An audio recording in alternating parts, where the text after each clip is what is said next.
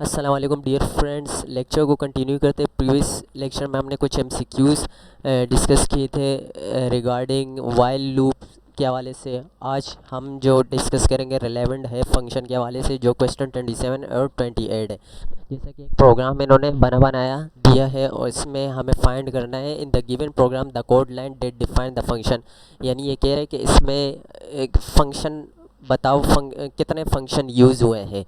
तो पहले हम फंक्शन का इंट्रो पढ़ते हैं, फिर उसके बाद हम इसको डिस्कस करते हैं। और फिर दूसरे में बताया the output of the given program, इस दिए गए प्रोग्राम का आउटपुट क्या आएगा 35, 36, 2। तो ये भी हम इसको भी वी एस कोड पर इसका रिज़ल्ट टर्मिनल पे एग्जीक्यूट करते हैं और देखते हैं कि हमें क्या ऑप्शन दे रहा है। तो चलते हैं, मैंने ये प्रोग्राम लिखा है हेडर फाइल, उसके बाद इंट मैंने एक डेटा टाइप लिया और जेड वैल्यू और उसकी इनक्लोज ब्रैकेट मैंने फॉर्मल पैरामीटर लिए और फॉर्मल पैरामीटर में मैंने एक्स को डिक्लेयर किया जिसका डेटा टाइप इंट है। That is called function prototype, ये फंक्शन प्रोटोटाइप कहलाता है। अब फंक्शन प्रोटोटाइप वो चीज़ होती है जैसे कि अगर हमने ये फंक्शन प्रोटोटाइप डिक्लेयर ना किया और डायरेक्ट हमने इंट मेन डिक्लेयर किया तो कंपाइलर जो है ना इसको एग्जीक्यूट नहीं कर पाएगा, क्योंकि कंपाइलर समझेगा कि जो ये काम हो रहा है ये प्री डिफाइंड फंक्शन में हो रहा है, यूज़र डिफाइंड फंक्शन में नहीं हो रहा है। जब हम यूज़र डिफाइंड फंक्शन में काम करते हैं तब हमें फंक्शन प्रोटोटाइप स्टार्ट में लगाने की ज़रूरत होती है हेडर फाइल से नीचे नेक्स्ट लाइन में, और उसके बाद इंट मैन फंक्शन, और फिर उसके बाद जो सारी ब्लॉक ऑफ स्टेटमेंट जो लिखते हैं वो नीचे लिखी जाती है फंक्शन प्रोटोटाइप के नीचे इंट मेन और उसकी बॉडी में। फिर उसके बाद हम फंक्शन डेफिनेशन डिस्कस करते हैं। तो इससे क्या होता है कि कंपाइल, हम जब कोई भी कोड कंपाइल करते हैं तो कंपाइल हो जाता है और उसके बाद रन हो जाता है एग्जैक्टली रन टाइम, कोई एरर नहीं देता। अगर हम फंक्शन प्रोटोटाइप को बिलफर्ज ना इस्तेमाल करें तो फिर मस्ट लाजमी एक शर्त है कि हमें स्टार्टिंग में हेडर फाइल के बाद ये सारा जो ब्लॉक ऑफ कोड है इसको पहले डिस्कस करना है, फिर उसके बाद हमें ये ब्लॉक ऑफ कोड डिस्कस करना है। तब हमारा कंपाइलर तब भी कंपाइल कर देगा अगर हम ना लिखें ये। मगर इसके लिए शर्त ये है कि आपको सबसे पहले फंक्शन डिफिनेशन ऊपर लिखनी होगी और फिर उसके बाद इंट मेन। और अगर आप फंक्शन डिफिनेशन नहीं इस्तेमाल करना चाहते, प्रोटोटाइप इस्तेमाल करना चाहते, तो हेडर फाइल के नीचे सेकंड लाइन पे पहले आपको फंक्शन प्रोटोटाइप लिखना है, फिर उसके बाद इंट मेन बॉडी, फिर उसके बाद लास्ट में at the end function definition use करना है। तो जैसे कि एमसीक्यूज़ में हमें द गिवन प्रोग्राम की आउटपुट बताना है और हमें बताना है कि इसमें कितने फंक्शन यूज़ हुए हैं।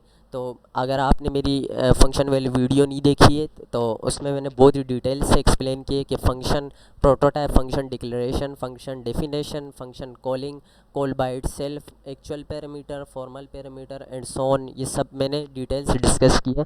तो चैनल पर जाए, प्लेलिस्ट में देखें या वीडियो के लिस्ट में देखें तो आपको एंड में मेरी वीडियो फंक्शन वाली मिल जाएगी जिसमें मैंने बहुत ही वाज़े तरीके से फंक्शन डेफिनेशन, कॉलिंग और प्रोटोटाइप समझाया है। तो चलते हैं एमसीक्यूज़ की तरफ। जैसे ही उन्होंने एमसीक्यूज़ में डेटा टाइप लिया int Z, actual formal parameter x को डिक्लेयर किया और उसका डेटा टाइप इंट लिया इंटीजर। फिर इंटीजर मेन फंक्शन के बॉडी में हमने दो वेरिएबल डिक्लेयर किए जिसका डेटा टाइप इंट आई जे। प्रिंट एफ में हमने लिखा enter the number. Scan F में हमने लिखा इनपुट करे, यूज़र इनपुट करेगा। सपोज़ के यूज़र इनपुट करते 6 वैल्यू तो एड्रेस से फैच करेगा उस वैल्यू को, तो क्या हो जाएगा एड्रेस आई, हमने 6 यहाँ पर स्टोर कर दिया। अब क्या होगा, मैंने ये जो लिखा है j is equal to z i, ये फंक्शन कॉल कहलाता है। तो ये जो 6 है ये यहाँ पर जेड आई के पास ब्रैकेट इनक्लोज में 6 यहाँ आ जाएगा। तो यहाँ आने के बाद फिर मैंने इसको कहा कि print F the final result percent D, तो फाइनल रिजल्ट जो भी होगा वो मुझे शो कर दो। फिर उसके बाद रिटर्न ज़ीरो का मतलब कि प्रोग्राम यहाँ तक ही है, मतलब कंप्लीट हो चुका है। फिर उसके बाद बारी आती है ब्रैकेट इनक्लोज के बाद एक नया फंक्शन जिसका नाम है फंक्शन डेफिनेशन। फिर मैंने एक डेटा टाइप लिया जेड, फिर फॉर्मल पैरामीटर उसका एक्स वेरिएबल डिक्लेयर किया जिसका जो डेटा टाइप है वो इंटीजर है। फिर इनक्लोज ब्रैकेट उसकी बॉडी में हमने एक और वेरिएबल सी डिक्लेयर किया जिसका डेटा टाइप इंट है और सी को इक्वल कर दिया एक्स। अब ये एक्स क्या है देखिए, जैसे मैं स्कैन एफ में यूज़र इनपुट करेगा 6 तो 6 यहाँ पर आ जाएगा। अब 6 यहाँ पर आ गया, समझो कि अब फंक्शन कॉल वाली यानी कौन सी लाइन ऑफ कोड है, 8 लाइन ऑफ कोड में ये कहलाएगी फंक्शन कॉल। तो यहाँ पर क्या हो जाएगा, j is equal to z6 हो जाएगा। अब ये फंक्शन डेफिनेशन क्या करेगा, फंक्शन डेफिनेशन फंक्शन कॉल को मैसेज देगा। फंक्शन डेफिनेशन फंक्शन कॉल को मैसेज देगा कि आपके पास जो भी वैल्यू है वो मुझे ट्रांसफ़र कर दो, जो आर्गूमेंट्स है वो मुझे पास कर दो। तो ये 6 क्या कर देगा, फंक्शन डेफिनेशन को पास कर देगा। तो ये 6 जो है ना, ये हो जाएगा इंट 6, यानी आई के पास जो 6 होगा वो 6x के पास चला जाएगा। तो ये हो जाएगा इंट z इंट 6।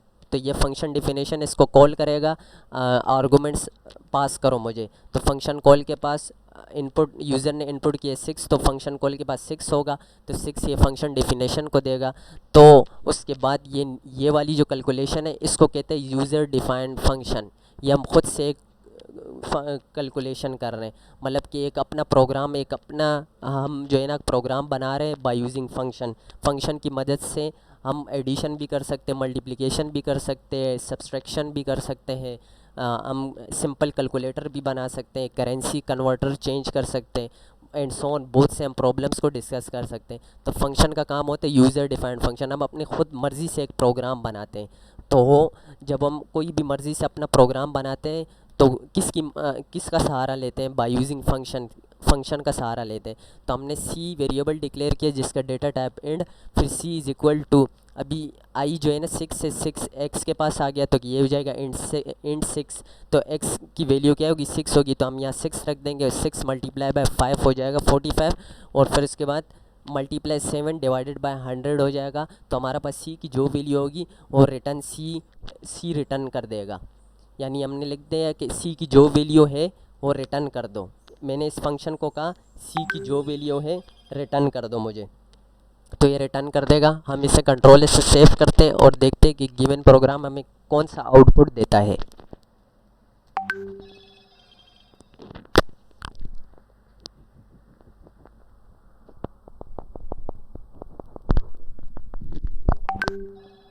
जैसा कि इसने कहा एंटर द नंबर। अब ये स्कैनफ के लिए इंतज़ार कर रहे हैं, जब तक यूज़र कोई चीज़ इनपुट नहीं करेगा तब तक ये आगे एग्जीक्यूट नहीं होगा। तो मैंने लिखा 6,